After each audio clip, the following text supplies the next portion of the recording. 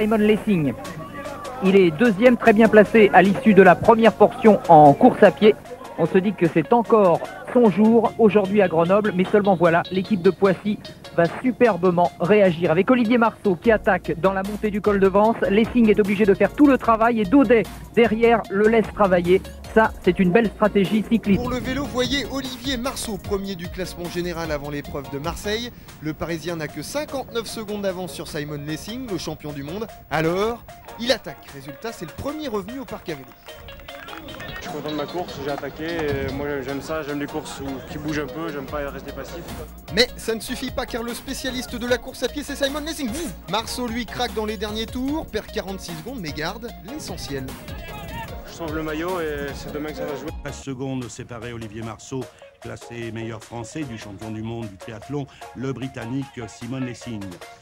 À l'issue de la dernière épreuve, l'écart entre les deux hommes ne tenait plus qu'à quelques orteils, mais ce fut là justement la chance du Français qui en saisit tout aussitôt le meilleur avantage.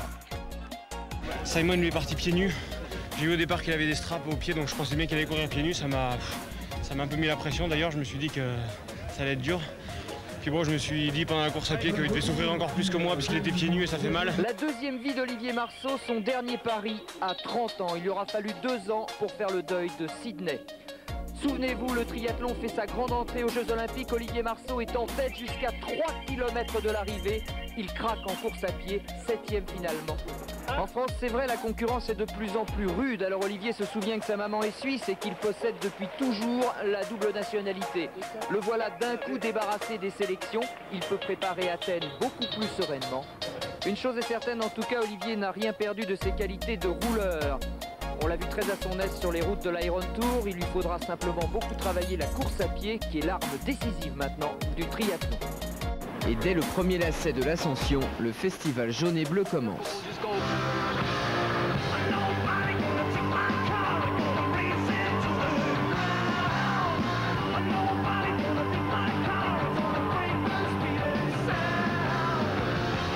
Olivier Marceau et Sylvain Daudet réussissent l'ascension en 50 minutes.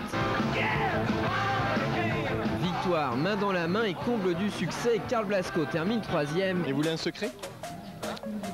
Avant le départ, avec Olive et Sylvain, on s'est dit bon, on se met les trois sur le podium. Donc avant d'attaquer le col, on s'est tous salués et puis bon, on a fait ce qu'on avait dit. C'est le plus beau cadeau que puisse se faire une équipe.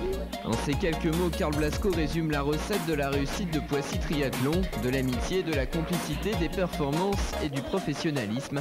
Jusque dans la chambre d'hôtel où après la course, le manager Philippe Gros impose une traditionnelle séance de massage. Olivier Marceau, donc notre franco-suisse, j'insiste sur franco.